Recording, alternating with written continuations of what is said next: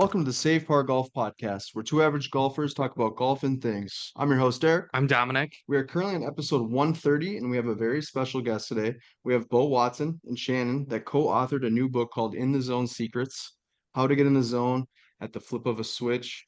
Guys, thank you so much for taking the time and joining us on the podcast here. Oh man, thanks for having us. So looking forward to having some fun and hopefully just get people a little bit more dialed in their golf and their performance. Yeah, it's I think gonna we be could all fun. use that. So I think before we start, condolences to Grayson Murray's family. Oh yeah, That's absolutely devastating. devastating and definitely one of those eye-opening moments because I feel like people think golf doesn't mentally take a toll on anybody, but it does. For sure. And I remember when I heard it, I was super sad. And it's hard to believe something like that can happen, but I do want to take a moment and just like acknowledge him. And, he just won on tour in Hawaii. At Sony Open. Yeah. And we just actually heard about Lexi. She's going to be retiring here, and one of the other reasons was because of mental health. So yeah, absolutely condolences to the family. On a little bit of a lighter note here, obviously you two kind of co-authored, wrote a book. This is it right here. Very fortunate to have you guys on the podcast. Thank you for signing them. Yeah, by the way. we got signatures here. Like, this is awesome. I'm a big book guy here, so this means a lot to So me. I remember when I appreciate got the email, I was like, "Hey, can you sign them?" And that wasn't for me. That That's was this guy. for Derek. So thank you too. So even if you're like, "Nah, we'll just sign one," then cool. Derek's gonna get a signed copy. Yeah. But thank you so much for signing them. I just think it's like that cool little extra personalization, touch to it. But yeah, we appreciate it. Yeah, thanks so much. Absolutely, you're welcome. You're welcome. So you co-authored this book. We have so many questions. This is an exciting topic because again, we were talking about before hopping on about, buying new products can really help your game, but the mental side of it can be overlooked or overshadowed. But just curious, how did you two kind of get in contact and how did this whole book come together? Man, it's a funny story, and it's one that I still don't believe it's real. And the reason why I say that is because, I mean, gosh, 2016. I mean, it seems like yesterday, but like I stepped away from the game of golf. Like I quit. I was done. Like many of you guys that are listening on this podcast right now, I know many of you are kind of like the weekend warrior. You're playing the game for fun, but there's a lot of people that are quitting this game every year, sadly. And I talk about that in the very beginning of the book. And, the reason why I quit was because I was an instructor running a very successful golf school, but it was the students that are coming to me and saying like, "Bo, why is it that, I always have a slow start? Or why is it that, I get to this one hole and I always hit it in the water? Or why is it that, I always shoot the same scores no matter what, even if I'm about to break 80 and it's like the last two holes, I go double, triple." And, I didn't really have an answer for them because many of the same things they were struggling with, I was also struggling with as an instructor. And the sad part about that is I think the one thing that really drove me over the ledge was because I had been surrounded by literally the who's who in the game of golf. Because of my mentor, David Orr, I was able to have some amazing relationships with some other amazing people like Sean Foley, Andy Plummer, Mike Bennett, Mac O'Grady with Morad. And so despite all that, I was still struggling personally myself. And it finally came to a head, and I talk about this in the book, but it was this one student. Strokes gain wise, this guy should have been in the low 70s. We go out and do playing lessons. We would watch him hit shots on the range. And it's like, no matter what he does, he would go play in a tournament and he would still shoot in the upper 80s, low 90s. And it literally drove me crazy. And obviously him too. Finally, in September that evening, we had an honest conversation. And I said, "You know what? I can't help you." And we decided to part ways. I basically am fired. And that night, literally that night, I am sending out resumes. And I walked away from the game of golf, shut down my golf school. And about a year and a half later, I come across this crazy guy at church, actually. And we're having a conversation, and I'm like, man, I really want to learn more about this guy because, like, he was really grounded in God's word and his wisdom. And we go out to have dinner one night, we're talking, and what was fascinating was I asked him randomly, I was like, what did you do for a living or, whatever.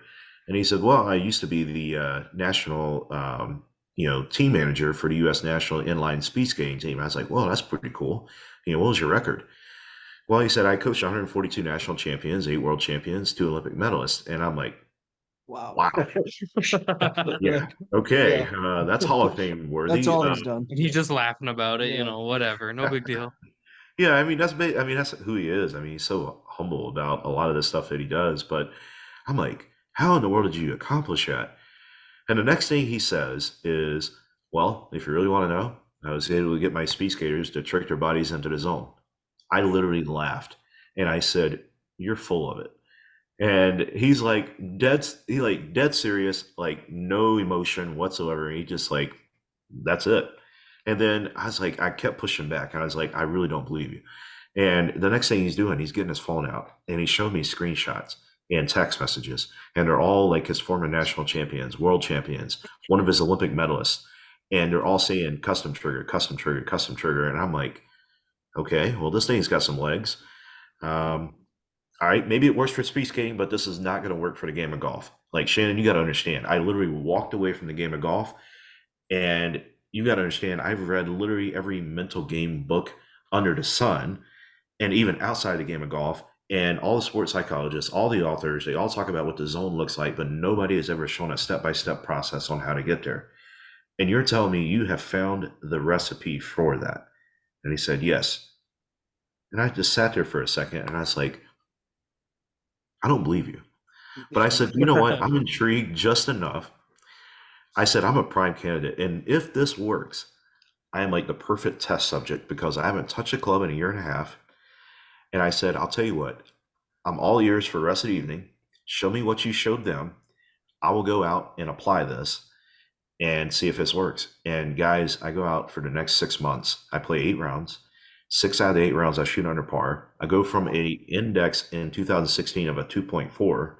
After those 8 rounds, I'm a plus 1.7.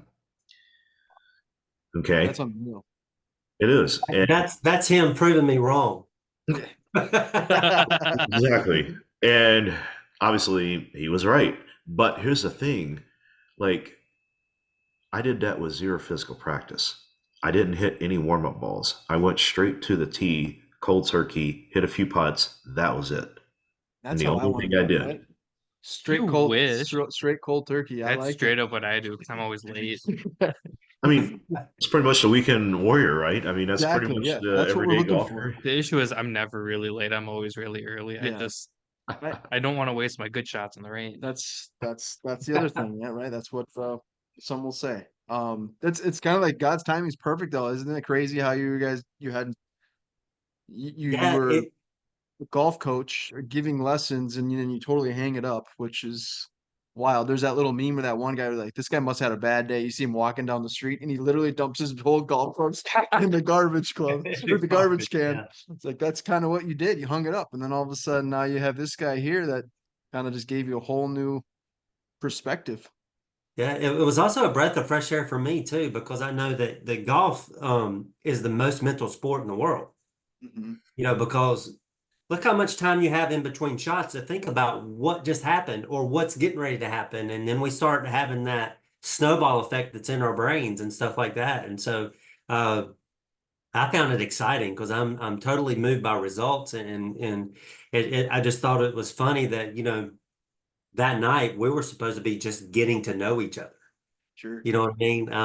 With what was going on at church and everything like that. And then here I am spilling the beans on like what mental performance is like. And I walked away from the conversation and I'm like, okay, what just happened? I do that a lot. Yeah, absolutely. And the crazy thing was, it was a few months later when Bo he got back with me and told me exactly what he just told you. And then he's like, you know what? I think I want to try to go get on tour again. I want to do that. And I was like, well, go for it. But then what happened was he just fell in love with teaching and seeing the results, because what happened was he went back and got some of his old clients and shared with them. And then all of a sudden they just start dropping strokes too, which is incredible. extremely exciting. And again, even a lot of his clients, there was one that had no physical practice, and for over the winter months because he was working at FedEx, and he comes back and he actually his technique improved during that time. Mhm. But is- again, it was mind blowing, It- just to see how everything just snowballed it and just came together with perfect timing. It was perfect. You kind of mentioned that perfectly because we were just talking about that as well. Most of us weekend warriors are working 40, 50, 60 hours a week, right? And your time is so limited, and whether you have a family, kids, whatever it might be, you don't really have a whole lot of time to practice, regardless of how good you want to be. Sometimes that, other things are more important. And I think that's really the cool thing about this is, like you said, you didn't physically pick up a club, but you're able to take this mental side of the game, aspect of the game, and apply it. Did you ever have anyone else, Shannon, that's tried to pick your brain on this before, like on any other sport? Well, so here's the thing. So I had this one kid. He was 11 years old. Now this is speed. I'm gonna share about speed skating, but my Right. my Yeah. point is he's 11 years old, Yeah. right? And he goes to his first meet. So speed skating is an odd sport. I just want to share that. It's kind of Yeah. like when it comes to practicing and stuff like that, it'd be like Duke going over to Carolina's practice and practicing with them. That happens all the time in Mm, speed skating. People go to other teams just to have practice whenever their team's not practicing, right? So we actually interesting. had skaters from other teams come to our practices. Because we enjoy it because it gives Sure. more competition, makes people work harder, and stuff like Yep. that. So what was interesting was with this kid, he was beating them by a corner or almost a half a lap in the long races, and almost a corner in the short races. He gets to his first meet, racing the same kids and other kids around the country. Those same kids were beating him over a corner, and then him almost getting lapped in the long races. And his parents are yelling at him, and you're not even trying, you're not doing this, not knowing that it's the mental aspect, right? So I pulled him and I pulled the parents aside, and I said, "Hey, let me spend some time with you to share is nervousness." I said, what's going on? He's nervous before this, and he can't.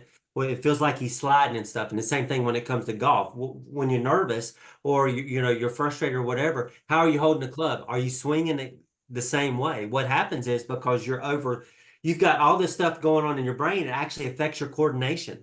The muscle Sure. sequencing slows down everything, and you can't hit the ball straight, or you think don't hit it in the water, don't hit it in the bunker, and all of a sudden it's like that ball is like a magnet, Yep. going right over there, right? Sure. And so, and I worked with him, and literally within a month and a half, he won his first meet. That Wow. year, he placed second at nationals. That's incredible. Crazy. It But the is. reason why I said 11 years old, guess what? He's 11 years old. If an 11-year-old can do it, you can do it. 35-year-olds can do it. Anybody that's We're listening to this, 35. you can do Yeah, it. pretty soon. Yeah. That's incredible. It's amazing going back to that, like how you said. Not to interrupt Yeah, you. go ahead. I've been sitting here this whole time, just kind of taking it in. Soaking it up. I wish I would have known this like when I was in high school. I wish So I am I a wish I'd known like 11. notorious, I mean, fucking 11-year-old me, who cares? Um, in high school, I was a notoriously bad test taker. And I could do the homework. I could explain to you why things go where. I had like really good homework grades. I do it all. I could explain it. Then that test would come out, and I'm like, dumb. Same. I don't know math. Tense up, get all nervous. Yeah, and then All of a like sudden- my homework grade would be like a B, and my test scores would be like a D. So we would average it out to a C. Yeah, So we yeah, yeah. pass, right? I was I in the wish same I boat. had known some of these, like, relaxation, the mental side of it a little bit more when I was. No, I'm not 30. I'm not 35. I just turned 27. Happy late birthday to me, I guess. Um, but like I wish I had known this like 10 years ago when I was, in high school. I'm the same way, what I know now versus what I was in college, because I was so another background. I played soccer growing up, and I played a little bit of semi-pro and stuff, and played college. But what was interesting was I went to camp with a guy named Eddie Pope. I don't know if y'all familiar with him. And Name sounds familiar. I don't we know played why. soccer together at the camps. We were friends and stuff like that. But I was better than he was. But this was in, I think, our junior year in high school. But then he goes on and was a part of 3 World Cup teams. Oh, wow. And then the reality sunk into me when I'm sitting, I walk into, when you go to GameStop or something like that, right? Yep. And then you pull out the FIFA And soccer and he's on the front cover. you're like, I know that guy. I I'm used to like, beat him. ah! But I was the same way. I had that mental block that was in there. But when I discovered this and was going through and doing this, it helped me become a national champion and record holder in speed skating. It was like a flip of the, it's funny. We talk about getting in the zone of the flip of the switch. That's what happened for me. It's like things started clicking up here, and then the 6 inch golf course that we play in our head controls the 6 feet below. With what's going on. And it just mind blowing. I wish I could have done that because I probably would have been a professional soccer player, and we would not be having this conversation.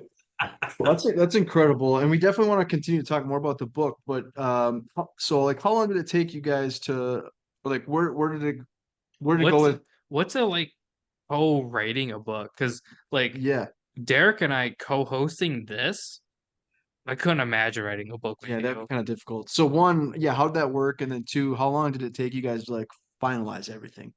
I'm a hell of a writer. You're a good poet. Not poetry. Should have him barking at anything. Jesus. So first, Continue. I'm sorry. no, you're good. So first question was like, how long did it take us? Or The Derek, maybe you goal? could rephrase it because I kind of Yeah, interrupted. no, it's okay. So one, you guys kind of met, talked about what you're gonna do. So when did it click to be like, hey, let's do this together, let's write a book? And then two, how long like was the process from like start to finish once you decided that you two wanted to write a book? Oh, okay. Yeah, so basically when we first got together and we started actually testing this out, the concepts and stuff, funny enough was in the very beginning we started working with LPGA tour player Sandra Gal, and this was one of our very first true success stories. And this is right after we hosted the very first Consistent Golf Summit 2020. And so this is when we launched the beta version of the program, had 151 golfers go through it. Out of the, I think it was 111 that we followed up with and made contact with, within, I think it was 45 days, they dropped 5.1 strokes. And this is like the beta version of everything that we're teaching. And right after that, we get in touch with Sandra Gal, and we find out that she had a wrist injury in 2019, I believe. And so she couldn't return back to competitive golf. And we're like, hey, look, we'll show you how to supplement your physical practice, because she told us that she could only practice physically 15 to 20% of what she was doing before her injury. So, like, just put that into perspective. Like, you have a tour player that is literally spending, normally 5 days, if not all 7, every single week, practicing more than 4 to 5 hours on average, right? And she's only probably doing maybe a day's worth out of that entire week. And so she's like, I don't even feel ready to return back to competitive golf. I'm not hitting it well. Like, I just don't even think I'm going to use the 5 exemptions gifted to me by the LPGA Tour for the season. We're like, hey, look, we'll show you how to supplement the physical practice with mental reps and everything we teach. Literally, I get an email back within 3 weeks, and she said, guys, I've made it hole in one. I'm making more putts than I ever have. I'm like really excited about my game. I just signed up for the Scottish and the British Open. And that was 3 weeks from then. So she goes and plays her first round, and over a year off from competition, she shoots 3 under, and she's in a tie for third place in her first round back in over a year. Like, that's unheard of in professional, like sports, anything, In right? general, yeah, exactly. So she makes the cut in both events. And that was kind of the springboard for us. We started working with more clients, more one-on-ones, stuff like that, group. And I would say the book process is probably about a 4-year project in the making, in conjunction with our updated training. And So yeah, it's been a long journey. I've heard writing a book is very difficult and time consuming. Would you guys agree with that? Oh yeah. 100%, because we've got over, I think, what is it, Bo? Is it like 12 pages of references in the back, of all the science that's been coming in, and a lot of new science. And so when you write a book, you have, in with what we did, we had to make sure, number one, that we're going to have to pass the litmus test, so to speak, of everybody's, knowledge and, and stuff like that. Well, they're saying this. Well, I'm gonna go look up that case study, or they're saying, and all this stuff. And so we had to be very meticulous and detailed going in, and doing it and getting it written. And literally a lot of the research, that even because it's coming out yearly, new stuff as far as mental gains and stuff like that. And even we use from neuroscientists to all kinds of different just people when it comes to the sports. And so, yeah, we had to really get dialed in on all that, and understand the science behind the stuff that we're saying, Sure. Yeah. Should we get you on tour? Yeah, I'm gonna put all these in practice, and then we'll have an episode 2 with you guys, and we'll see how I'll report back. Derek will be on the PGA. Here we go. Every single event. Maybe I'll be on the senior tour at that point. We'll see. You never know. But hey, How old is we going on the senior tour? I think it's 50 or 55. Well, I mean, think. you got So 20 I got years. some time. So the basic outline of the book: Section 1 is how we got here. Section 2, the lost treasure found. Section 3, identity shift. Section 4, how to thrive in competition, and Section 5, execution. And then if you want to just kind of give us a broad insight of each section. Again, I've read most of the book. We don't obviously want to give everyone all the pertinent details, but we definitely want to get everyone, familiar with what you guys are trying to do and some of the secrets that are in this book. So, one of them is uh, imagination over positive mindset. That's something that I definitely want to talk about. I think that's really crucial to your weekend warrior. But can you just kind of give us like the insight of the basic outline of the book? Yeah, absolutely. So how we got here is kind of summed up in what I shared earlier in terms of like how Shannon and I kind of came together. And, Yep. Sadly, the National Golf Foundation came out with some research, and I think it was like in early 2000s, but basically it's still true today. I think there's even an updated version of it, but basically over the last 20 years, golfers are on average are only improving by 0.1 strokes annually, doing all of the conventional methods on how to improve at golf, meaning buying training aids, taking lessons, um, doing training aids, watching YouTube videos, doing everything under the sun, right? And unfortunately, it's not really getting them anywhere. And a lot of people are stuck. I meet with people all the time in our community or just coming into our community, and I hear every single day people saying, I'm stuck. I've been stuck at the same index. Actually, my index is getting worse, and I've tried literally everything under the sun, right? And, that was my story as a coach and as a player. And sadly, I think it equated to around 1 million golfers every year are quitting the game. And the main reason is always due to frustration. Now, the other, 500,000 are aging out, illness or, physical limitations, handicap, stuff like that. But it's still around 1 million golfers that are quitting due to frustration. And, we state in the very beginning of the book, like our mission is to help 100,000 golfers to shoot their new lifetime low rounds. And we know that the book is going to start, doing that. And it already has. Like, we're getting emails almost every day, people writing in saying like, hey, I just shot my new lifetime low. Hey, I just shot my new lifetime low. Hey, I just shot my new lifetime low. And, those are awesome. But, what really drives and motivates us is when we hear someone like a Dennis Guffey, who had a stroke in 2017. And he told us, and we have the video, the case study, he went and saw 40 of the top 50 Golf Digest coaches, and yet he was still shooting scores in the upper 90s and low 100s. And he told us, guys, you're my last hope. I live a block away from the golf course, and I retired to hopefully play this game in my golden years, and now I'm considering picking up bowling. And thank goodness he chose us, because within a month, he got down to the low 80s. The second month, he was breaking 80 regularly. And he said that he was hitting it about 15, 20 yards further. And I have yet to this day have seen his swing. So there's some truth here to the mental side and how powerful this can be. But what you'll never hear me say, and I need to say this, because as a coach, technique is important. Like John Doherty is one of my good friends, and also one of the coaches in our program, very big on Morad. He was Mac O'Grady's right-hand man, and he works a lot of our students on, the technique side if they need it. So like, you'll never hear me say like technique's not important. But when you pair it with what we teach in the book, it's like literally taking steroids for your game, because you can accelerate the time to learning a new skill. And we talk about that in section 2. In fact, like I had a college golfer we work with, had a very, crazy swing change that he needed to make, working with a good coach. And this type of swing change that he needed to make, I forgot what it was, but it usually takes about 8 months to a year for it to really settle in and actually hold up under pressure in tournaments. Well, he was doing it within 3 months. And his coach asked him, "What have you been doing?"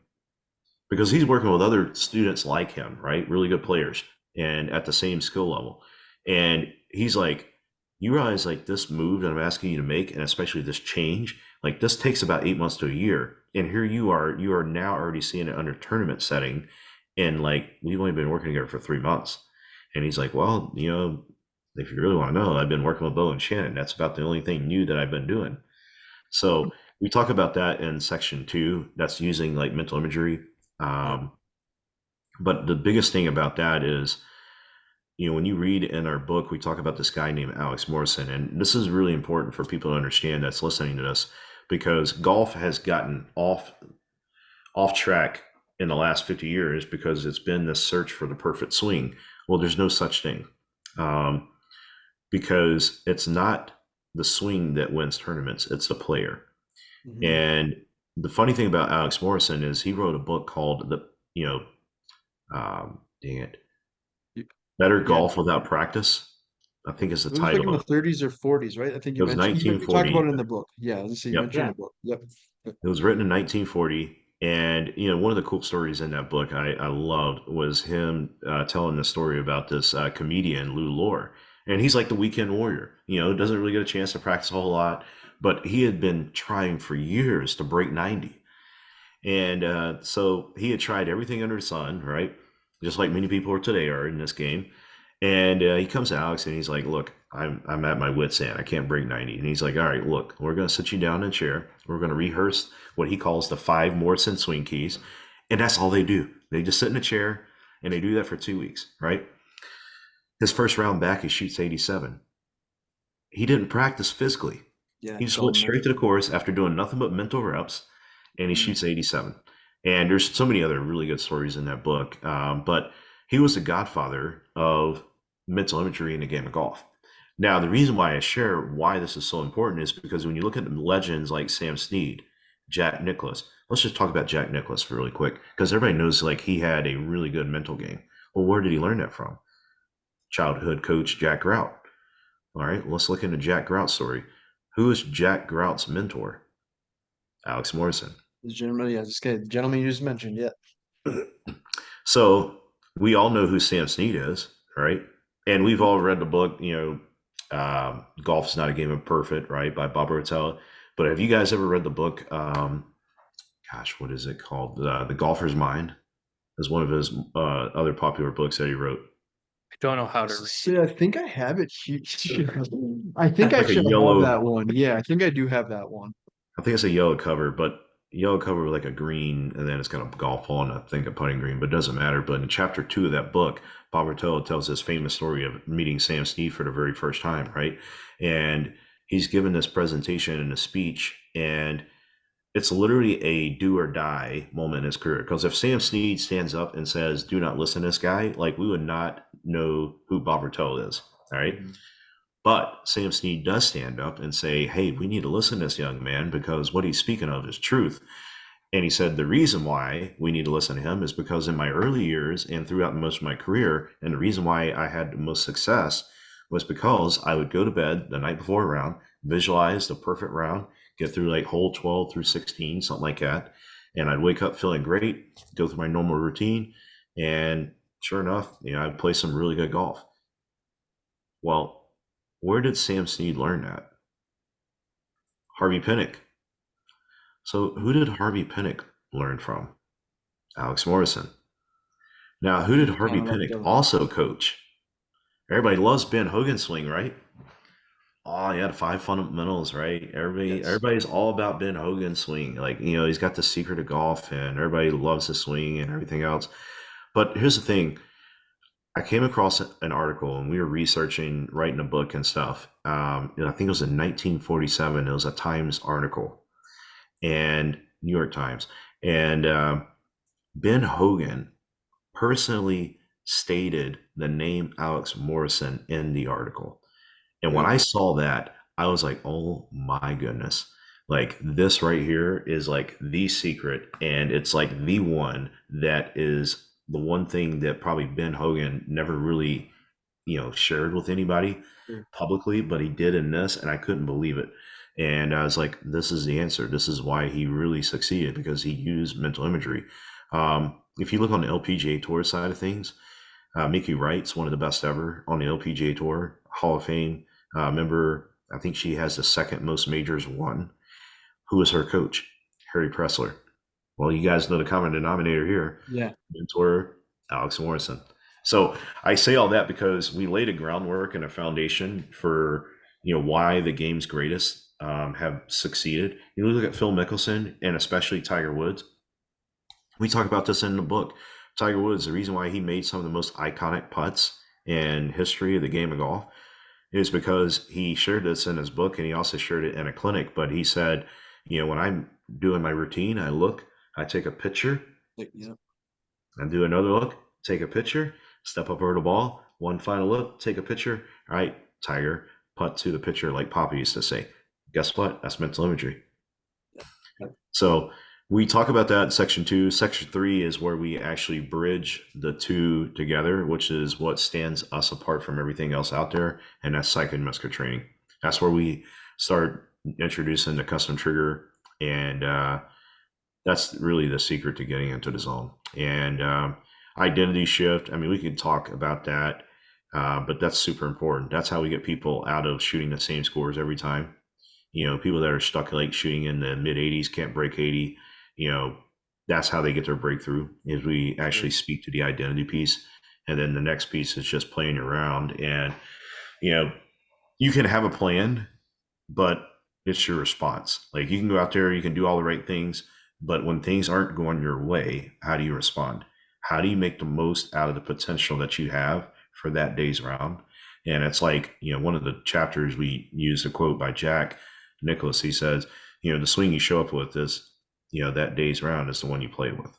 And there's a lot of truth to that. So that's kind of like a quick synopsis, I guess you would say, of the book. But, obviously there's a lot more detail and more things than that. But yeah, it kind of gives you a quick overview.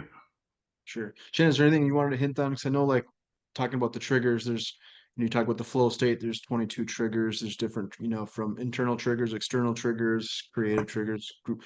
Is there anything that you want to kind of add on to the regarding the triggers, or anything else that you can add to it? Yeah, because I mean, think about this. A lot of times we don't find out the secrets to all these phenomenal athletes until they retire, because they're not going to share it, right? Sure. Yeah, And makes sense. most of them it's mental imagery. It's like what Bo was just talking about. And what's amazing is when you're doing mental imagery, number one, you're creating because you're first and foremost, your brain doesn't know if it's what's real and what's not when it comes to mental imagery, or if it's physically doing it, because it's working with the motor sensory of your brain, right? Mhm. And it affects it helps your confidence. You can do rehab, you can do strength training and all that stuff, and so so here's the thing. So custom trigger. Let's just kind of bring this down to earth where it makes it simple for everybody to understand. Sure. How often have you had a conversation about your favorite food? Pretty right? free. We normally mention at least once on the pod. I love tacos. Yeah, I tacos are Yeah, great. Yeah, we yeah. talk about it pretty frequently. And like, what's your favorite taco? What's the one? oh Me is carnitas tacos with a little birria. cilantro. Yeah. Oh man, Birria. that sounds good. That sounds good. So let me ask you this: when you talk about those, does your mouth water? Yes. Yes. And that's because you've responded to it, right? There's a physical response to something that you've done. You know, what you've done some things mentally, you thought about it, right? You went there and then you physically ate it. And then what happens over time is, after the first time you have it, sometimes your mouth may not water when you think about it, but the second time your mouth, third, fourth time, so Sure. what happens is we're creating that habit, right? For that trigger for your body to respond to it. And it's the same thing as like when it comes to having a trigger, that's what it is. You do a physical trigger, and then we incorporate mental imagery with that, but we also incorporate your emotion as well. Sure. When it comes to mental imagery. So just I'll give you a huge secret when it comes to mental imagery to make it real. We want to we like to say seven senses, not just five, Yep. right? Your five senses is what? Taste, Yes. hear, Yep. Smell. smell, feel, Yep. you know, Sight. and, vision, Yeah. and Yep. all that Sight. stuff. Yep. So we add two more to what our physical senses are, and that is limb movement. Can you feel? Are you feeling the swing, the motion of the swing? Can you feel your muscles firing as you're going through that motion and everything that you're doing? Your hips turning, everything. The ground pressure, all that stuff, and not just that. Can you see the nipples on the ball? Can you feel the wind? Is it hot outside? Is it cold outside? Can you tell the difference? Making it real. But here's the other one is that we don't think about because we utilize kinesthetic mental imagery, and the difference between that and like just visualization is you add emotion to it. Yep. And so you put that emotion. What do I mean by emotion? What would be an emotion? It would be like let's say a quarterback when he's watching his receiver, how dialed in on his receiver he is. There's an emotional impact of that. You know what I mean? And so the same thing with in golf, the emotional impact with the target, making the target more real than anything else, right? And you get dialed in on the target, and then doing mental imagery, using all those seven senses. Here's the thing: is mental work hard work? No, it's not No. like you got to pack up Pretty. your clubs and go to the golf range, right? And all the Right. time it's there. So, some of the people that Bo had mentioned earlier, they quadrupled their practice time, but without going to the range. It's pretty effective. That's wild, actually. Yeah, and getting mental reps in. And so we hear all the time, golf is 90% mental and 10% physical. And then my question would be like, okay, why are we spending 100% of the time on only 10% of the game? Exactly. That was kind of my question is how, you talked about this Morrison. It's like, how did this get lost in translation? We're like, well, what happened? It's kind of wild. In one of the chapters, one of the quotes is, "The mind is your greatest weapon. It's the greatest club in your bag. It's also your Achilles heel," which is from Steve Ellington. I think that's so powerful because, again, as a weekend warrior, you're on first tee. I just played a couple about a week ago, and the first hole, it was a par four, water on my right hand side. It was a reachable, for hitting driver, and it's the first thing that crossed my mind was like, just don't hit it right into the water. And it's almost impressive because I literally did what I put my mind to, right? I said, Right. don't hit it in the water. And then I hit it into the water. And then now my positive, like super hyped to play around a golf. Now it just dropped dramatically because it's the first swing of the day, first hole of the day. There's people behind me. And so I think this is so relatable and, kind of putting in some small goals, kind of you guys mentioned, uh, shifting your thoughts on taking that negativity and putting it into positive thoughts and trying to maybe find smaller goals rather than just trying to lower your score from 80 to 70, try to find minor wins, I guess, is so to speak. So, um, yeah, how did that get lost in translation? I mean, people spend thousands of dollars on golf. You'd mentioned that people quit because they're frustrated. I could imagine golf's expensive, one, right? And then now the technology, there's all these crazy drivers and clubs, and we still purchase these, and sometimes we don't get any better. We sometimes get worse. So why is that? And I think it's amazing what you guys are doing. I love it. I'll tell you why. It was my frustration originally. And that was I read all the mental books, but yet I couldn't measure my mental performance. And so when I talk to people all the time, they always say that's always the biggest hang up, so to speak, is that it's not something that you can do, say, hey, if I could do X, I'm going to get Y result.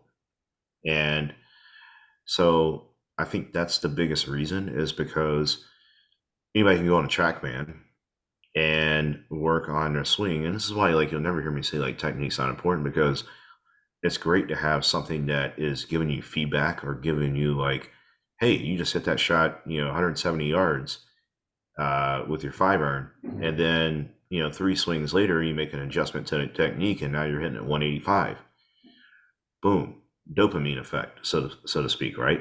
Sure. And so when people are working on their mental game, it's hard if they do it the original way. And I think this is why, like, when people read a lot of the other books, and I'm not saying that they're bad, like, I'm not knocking them. Like, I have high respect for Bob Rotella and Lynn and Pia and what Vision 54 stands for and what they've done and how they pioneered the think visualization box, stuff like that, and being able to give people a process to actually go out and follow. But I think where a lot of people, are frustrated or to come up short with is that there's not anything out there, so to speak, that actually shows them like a step-by-step process on how to actually get into flow state or get into the zone. And that's where we can show people with our in the zone scorecard, that we give our clients, and we show people how they can actually track and measure that. But we also show them how to actually do the psychoneuromuscular training aspect itself, which is using a custom trigger, CPR, to actually get into the zone more, and but also explain the science behind it, but also show them through just doing mental reps. Like Shannon talked about this earlier. This is really important for everybody that might struggle with a slice or just any swing issue. One of the first people that I showed this to was this guy that worked at FedEx, and he had a like 40-yard slice with a driver. That's pretty bad, right? Now, through technique, I got it reduced after 2 lessons to about 25 yards on average. Still bad. But hey, we might not be hitting like OB or in the water, every like 5 out of 7 drives. Like we're now maybe 1 or 2 around, but it's still bad. But I don't see him for like 5 months. The last lesson was in the first week of November, and I don't see him until March. And I kept in contact with him. And, when I was texting him over the winter months, I found out that he only practiced, 1 time and only played once. So I see him first lesson in March. His like first 7 shots with the driver were these beautiful 5-yard baby draws. And he's also hitting it about 20, 30 yards further. And that's something I didn't mention in the book. But obviously, like, that's going to equate to more distance. Yeah. Yep. Right? Yeah. But I'm looking at him in almost disbelief. I'm like, what have you been doing? And he's like, well, I pressed it. I'm like, you told me you've only practiced once and played once. Like, how do you explain this? Like, I'm like dumbfounded. Mm-hmm. And he's like, well, that is true. That's all I've done. But I'm like, how do you explain this? Like, last time I saw you were 25-yard, like, major fade or slice. And he's like, well, when you showed me how to do mental reps, every time I had downtime throughout the day or my work time, or when I was on lunch break, or, I was just waiting in between like stops and stuff like that, I would do mental reps of me actually doing the correct feeling of what it should feel like with my hands in the swing plane. And that's all I did. I was like, wow, this is awesome. Amazing. Yeah. And, and we have so many more case studies like that, but that is tangible evidence that is almost the dopamine effect, so to speak, of someone actually doing like a physical lesson and seeing immediate feedback, with a TrackMan or whatever. Same thing with like Sandra Gao, someone like that.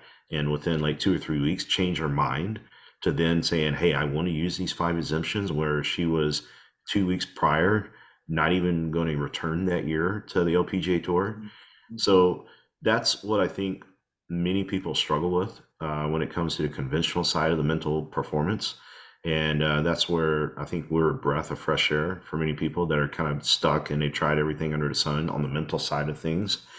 And yeah, I think that's what's is most important, because that's where I was as a player, and that's where I was, frustrated as a coach too, because I wasn't getting that breakthrough in my own personal game.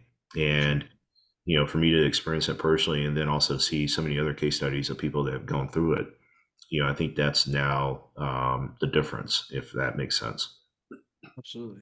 So you have on your in the book here, do you have different links or QR codes so you can like sign up, or there's a couple different you talked about the CPR, which is the consistent passion reaction.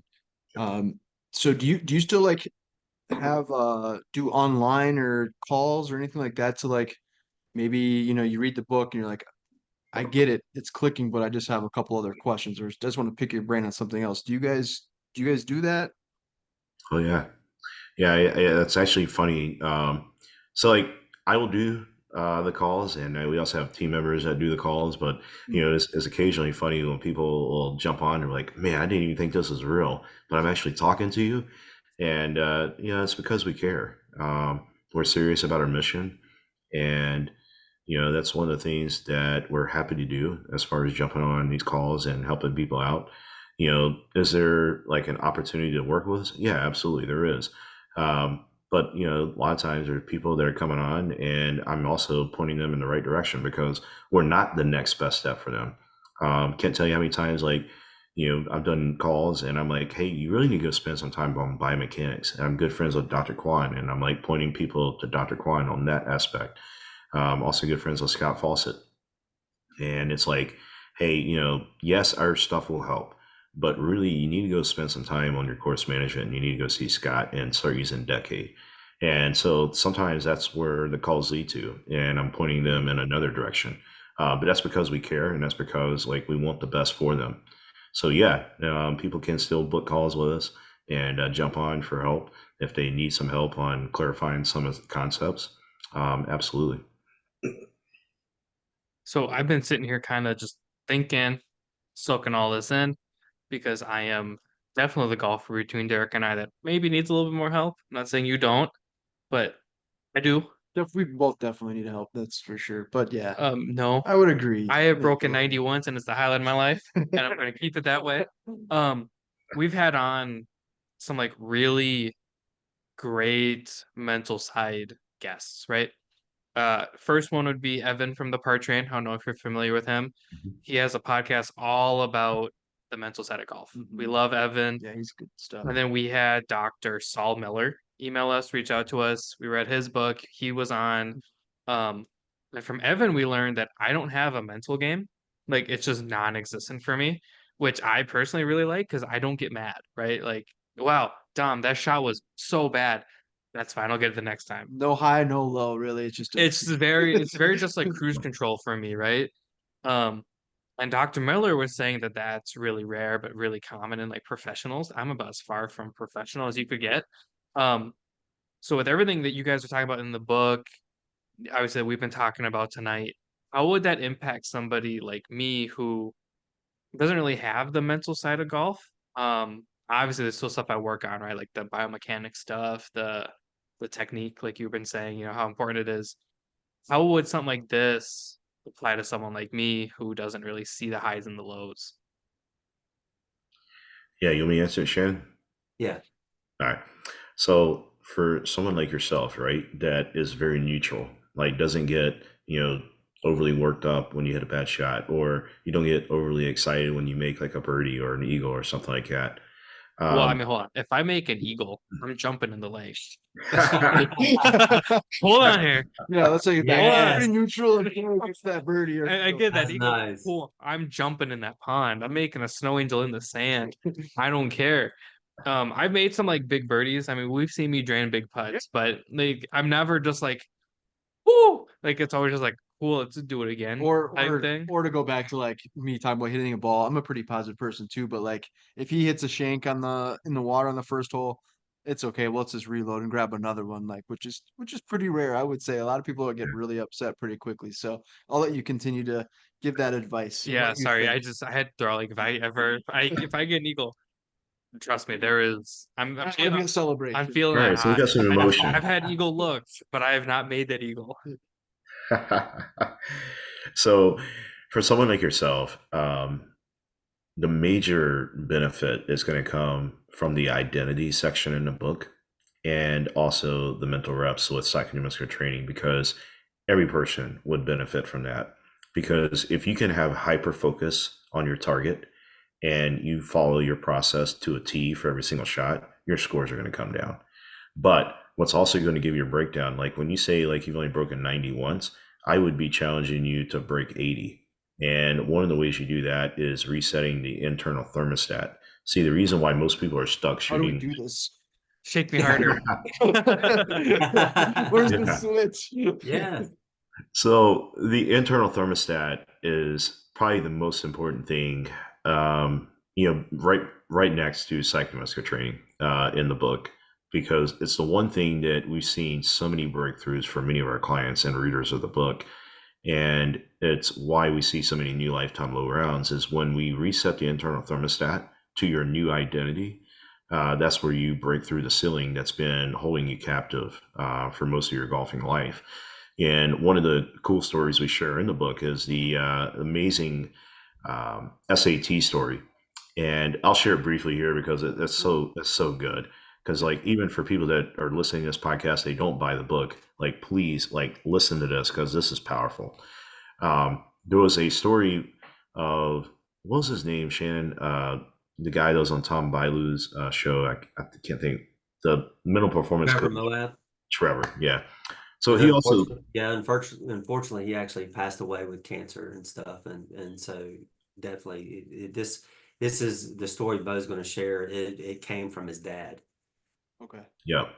And here's the thing, Trevor was working with, and this is kind of, I guess, the main reason why Nick Saban was so dominant in the 2010s era, so to speak, is because Trevor was their mental performance coach.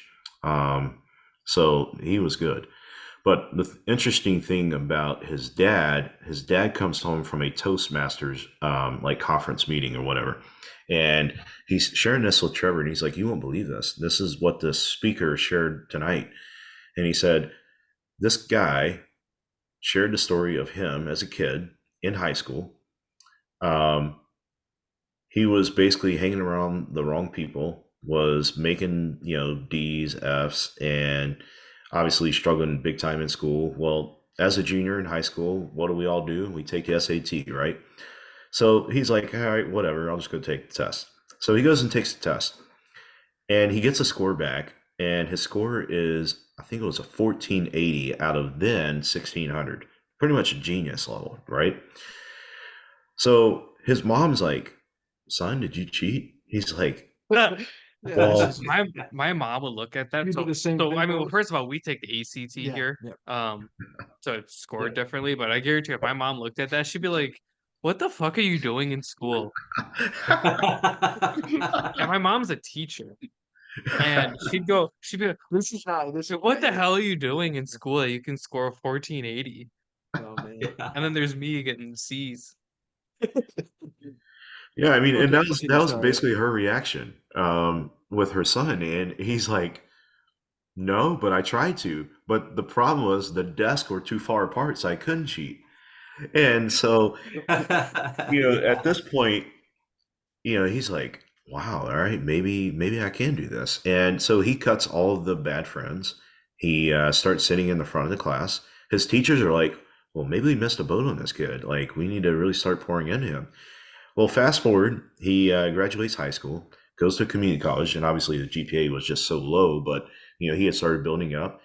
Goes through community college, transfers to a 4-year university, and then transfers to an Ivy League school.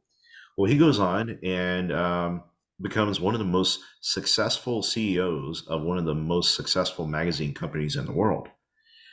Well, about 13 years go by, he gets a letter in the mail, and it's from the SAT editorial board. And it sits on his desk or whatever in the kitchen for like a day, and his wife's like, "Are you going to open this?" And he's like, "All right, fine." So he opens it, and the board says, "Hey, periodically we will review our test taking procedures, and we actually came across yours, and you were like one of 12 students sent the wrong score. You actually made a 740, not a 1480." Wow. And then you go, My "Wait a mom minute." would go, that makes sense. Yeah, that makes sense. Now we're talking. But That's a lot of that's crazy. people would say that your past predicts your future, right? Mhm. But in this case, it didn't. So, what did allow him to have success? Well, really, the answer came down to his behaviors. He changed his daily behaviors to match up with his identity of a 1480 student, and he walked in the behaviors of a 1480 student. And as a result of walking in the behaviors, he then had the success that he wanted. But the key in that, and the reason why I share that in regards to the game of golf, is a lot of people are stuck shooting the same scores. Well, it's because they have the mindset and identity of a mid 90s or mid 80s golfer. And what they really need to do is retune that to, hey, I'm a mid 70s, or I'm a low 70s, or I'm a tour player, or I'm a mid am qualifier, whatever, fill in a blank. And, sometimes people are like, I want to win my club championship. Well, the problem is, and the reason why many people are not winning their club championship, because they're not walking in the identity of a club champion. See, the thing that most people need to grasp and understand is that when you start walking in the identity and behave like whatever fill in the blank identity that you want to ultimately achieve, that's when you see the results. And this applies to life all across the board. And so that right there is one of the biggest things that many people listening to this, if they apply that, not only in the game of golf, but also in their daily life, they'll see the breakthrough that they're ultimately are seeking. That's a great story. I'm gonna mail you a PGA Tour letter. Is it Dominic just qualified for the I'm gonna PGA start telling Tour? people. I'm gonna start. That's good. Next thing you know, this guy's gonna be on the tour. I'm gonna start telling people that I mentally shoot 72. But that is a very powerful story and incredible story. I've never heard that, and I wish somebody would have lied to me about my ECT score. that's what I'm saying. Now we're gonna get you the PGA Tour. I'm gonna send you a letter. But The issue is, I know me. I've been like, ha, like, yeah, that's you got the easy. wrong Dominic. And then like nothing would have changed. I love that. We don't want to take too much of your time because we really do appreciate it. We hope to have you guys on down the road. And maybe we can fine tune our game by using some of these practices and put it in play here. And again, hopefully we can better our scores. But I was gonna say, is this something like for me coming up with small little goals, like, if you are going to the driving range, whether you're not or if you are, but for me, if I am going to it and spending a bucket of balls to go hit balls, is that something to visualize, like play it as if you're playing a golf hole, instead of just because that's where I think sometimes you go to the driving range and you're like, I don't want to ruin all my good shots. Well, your mind, you're not really worried about, you're hitting so many balls, or you're not worried about hitting it right down the middle of the fairway. So sometimes you are hitting the ball better in the, in the driving range. So is that something where like more, act like this is hole number one, you're going to go driver, and then, you hit it 260, and then now you want to kind of go with the 9-iron. Is that a good practice for like I'm about a 10.5 handicap. I mean, that's something that I go to the driving range and I just hit my driver and just start with my wedges and work my way to my driver. Is that, instead of doing that, is that like a good idea? So before you answer that, I had a random thought, and this is part of the issue with this podcast is I'm random. It's golfing. Yeah. Well, it is about golf. Yeah. I sent you some Landon Ashworth stuff that the guy who makes reels. Oh, yeah. So he's autistic, Mm. and he was going through his pre-shot routine, and something you guys said made me think of this. What he does is he says that he visualizes his golf ball as like this light up thing, right? Like a glow ball. So what he does is when he in his backswing, he makes a light. And then when he goes forward, he just traces it mentally in his head and then predicts where the ball can go. And then the dude dismantles. He's a very good golfer. Yeah, he dismantles like golf courses for fun. Like he's like, what's the course record? And then he'll beat it by 4. Mhm. And all he does is he basically traces in his head lights with his golf clubs. And I thought that was super interesting. I don't know what It could certainly I don't know pertain to what that, yeah. happened to make me think of that, but well, that was really interesting. And again, that's the mental side of it. You can go back. Oh, I'm that's Oh, sorry. no, that's not mental at all. imagery. Yeah, it's What mental was that? imagery. It's mental imagery. But we would Mhm. also add, getting the feel of the swing on top of that, because then you're even that much more he's gonna get for him, he would actually get a lot more dialed in on everything when it comes to his mental imagery with that. And the tracer and seeing the shot trajectory and stuff, and then but getting detailed, like, okay, where did the ball land? How far did it roll? And stuff like that as well. Was there wind? And getting that dialed in. So 100%. That's the reason why he did that. And to incorporate that same thing with your question, Derek, would be this. When you're out on the range, do mental reps before you do your shot. Go through, do your visualization. Here's the thing. It only takes like what, 5 seconds to swing, maybe not even that. And just Right. do mental imagery of that. But you could take what the gentleman that you mentioned before, Dominic, about the tracer of the ball, do the mental imagery, feeling it, and then the tracer. But here's the thing: fix your shots too. If you hit a bad shot, go back mentally, fix that shot, and make it perfect. When you do mental imagery, you never visualize that you're going to hit it in the water, right? Yeah, you don't You want don't to want do to do that because what happens is it becomes a self-fulfilling prophecy. And that happens over and over again. We actually there was a Jacqueline Hernandez, who was a down here snowboard cross person, who visualized and kept seeing herself fall in a corner over and over again. She was in the Olympic Games. Yep. And then she was taking one of her practice runs or qualifying runs, and guess what? That same corner that she kept visualizing over and over again, what her muscles started getting tense, and she started, getting shaky and stuff like that. And the same thing, she fell in that turn, but unfortunately, she did. She got uh, had a concussion and had to leave the games. But then that's what I mean. Fix those shots. We want to come out. We can come out of a negative situation, but always make it positive and do it over and over again. And I love what you said. Yes, you want to put healthy pressure in it because it's whether you're shooting holes or stuff. We always tell a lot of our clients, when it comes to do you have a warm up? Well, do you have to think about your warm up? Well, it's not a routine if you have to think about it. So make it a routine, because then it's less pressure that you have to do going into your game, right? And then, like, let's say play the first 4 holes of mentally on the range Yep. going through. And then when you stepped up to the first tee, guess what? It feels like you've already played 4 holes. You're ready to roll, right? You're not necessarily nervous. And if you are nervous, you're playing in a big tournament, you got to reframe that, because nervous and exciting is it has the same exact stimulus. You're like, stimulus, what do you mean? Well, when you're nervous, what happens? You got butterflies in your stomach, clammy hands, visions of the future. Am I going to do this? Am I going to do that? Am I, and all that's going on, raised heart rate, and all that stuff. Well, then the same thing when it comes to, let's go the night before Christmas. How'd you feel? It was the same thing, right? Clammy hands, visions of the future. Get But if we excited. Yep. frame that Yep. and start thinking, all right, this is exciting, this is exciting, this is exciting. When you're doing your mental reps, like let's say, you're going through and doing your mental imagery on the golf range, and you're saying, all right, this is exciting, this is exciting, this is exciting. That'll totally reframe it. And then all of a sudden you're stepping up to the first tee and you're just confident as ever been. You got that neutral going on in there, right? Well, I'm So going to use those, just and I'm going to report back to both of you.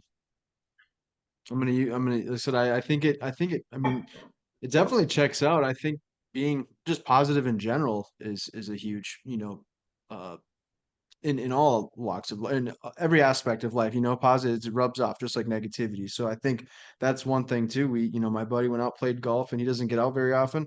One, his expectations, we sometimes put that, I want to break 70 or break whatever. And it's like, one, you haven't golfed very often, which normally you're not going to probably do that unless you've read this book. Then maybe it's different, but again, you hit a bad shot, and now it's like his whole round is just kind of completely shot. And then now it's like, okay, don't chunk it. And what do? You chunk it. So it's like Yeah. And that's why people quit. Like you said, it's, Absolutely. why would you want to spend 60 or $70 on a round of golf to suck at golf and then, lose? I was thinking about this earlier, and I don't take this the wrong way.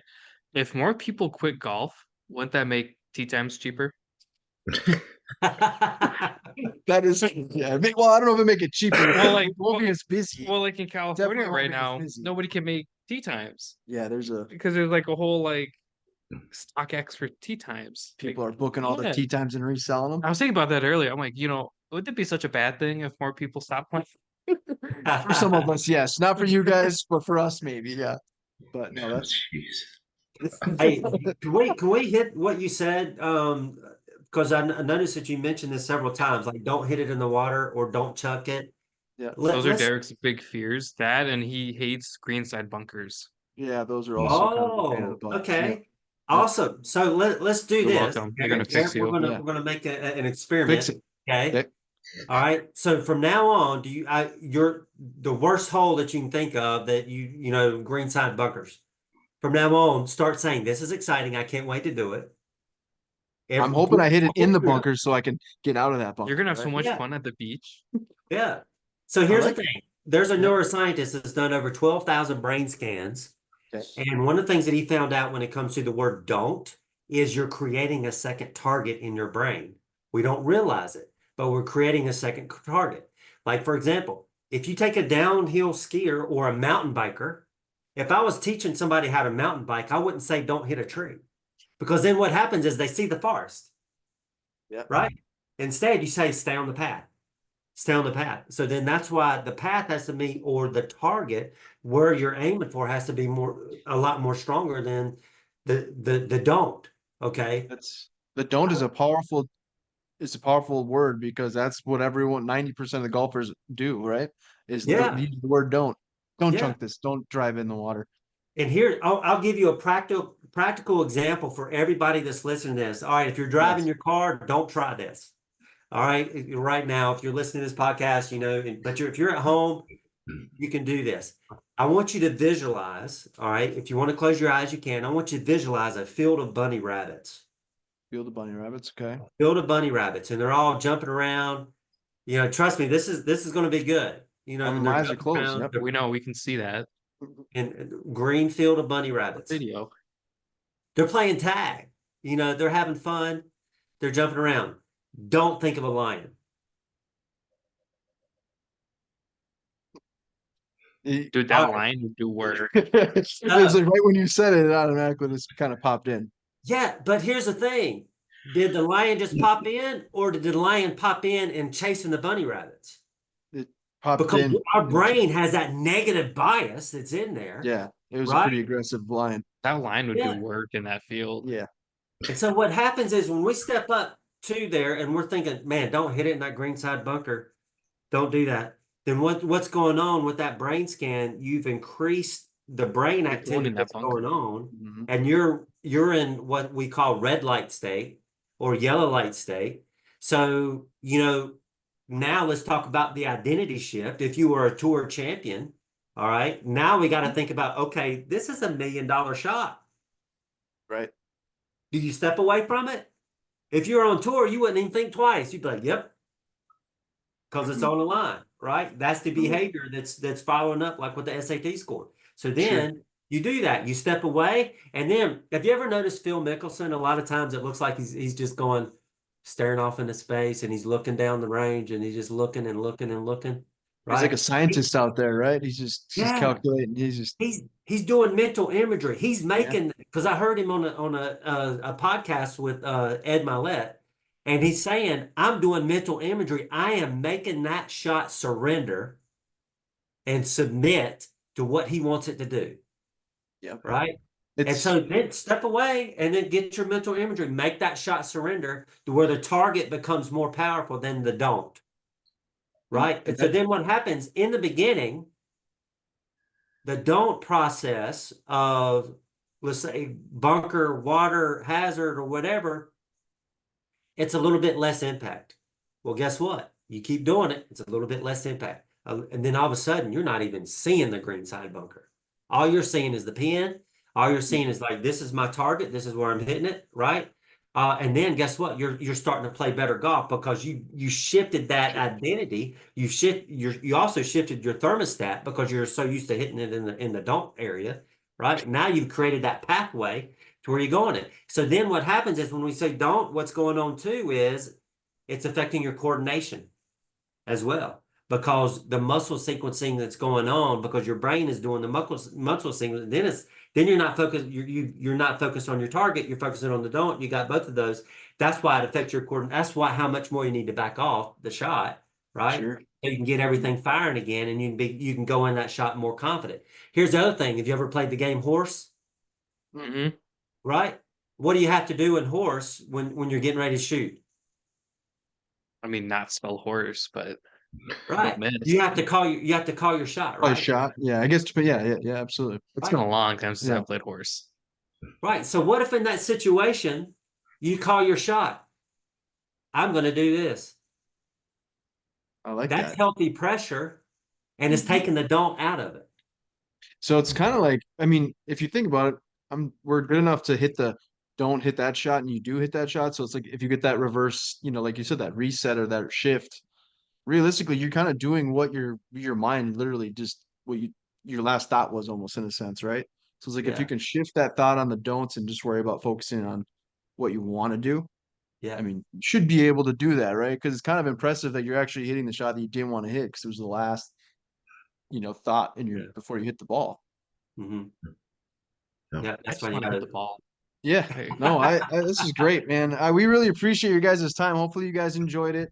Yeah. And again, yeah, we'd love to have you guys on down the road here, maybe in the next few months before the end of the season. We'd love to have you guys back. Yeah, it's been fun. That'd be awesome. And like to hear back. Test it. Yes, Test it. yes, Prove Absolutely. us wrong. Prove us I'm wrong. gonna. Right. Yes, no, I don't. I want to make sure I've broken 70 a few times, but again, like you brought that stat where it's 0.00 whatever in the beginning of the book about how most people aren't really improving. It's very subtle. That's kind of me too. If I'm in the 70s, it's normally once, maybe twice a year. And I'm normally in the mid 80s. That's kind of where I'm typically at. But I golf maybe once a week, once every other week, maybe twice a week, depending on the week. But Mhm. so I think being able to, with my work and, everything else going on, being able to focus on these kind of things and work at that, I feel like I'll have more time to get my mindset right. Yeah. No, that's awesome. So So while we still have you guys, I don't want to put you on the spot, but would you mind sending us a couple copies of this? We have an event coming up in July, yeah, and we'd like to kind of give them out as prizes, maybe. we have an Get more event coming people. July 20th. Yeah. Yeah. Let me make a note.